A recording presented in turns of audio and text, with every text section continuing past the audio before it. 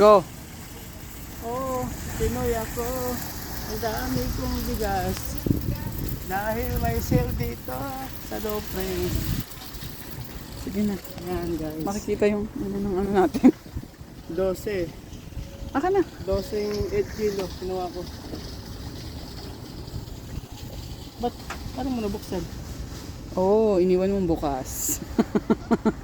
Hindi, pinanggap ko yung saray. Oh, come on. Put it there. Ito malambot ito. Oh. What are going to do? Yes. 12, 8 pieces. Tapos bread pang... Ayun, may palaman siya dun.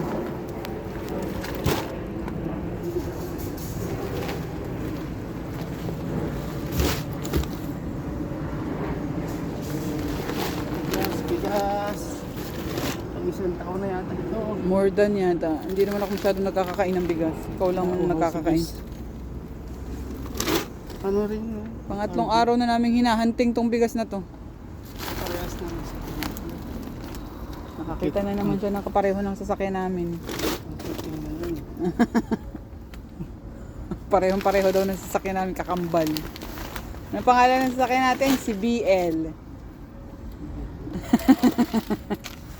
Put it back para mabawi mo yung piso.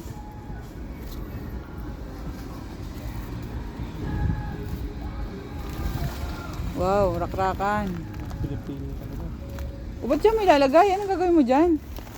Ano nga kasi? Lambot. Ialis mo yung isa yan, oh. Ibabaw mo dun sa kabila.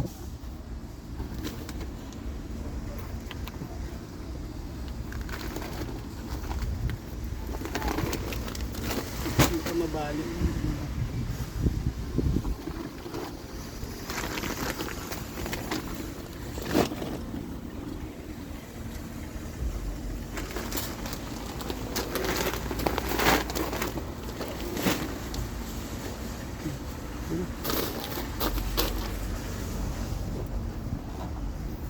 Thank you, no frills.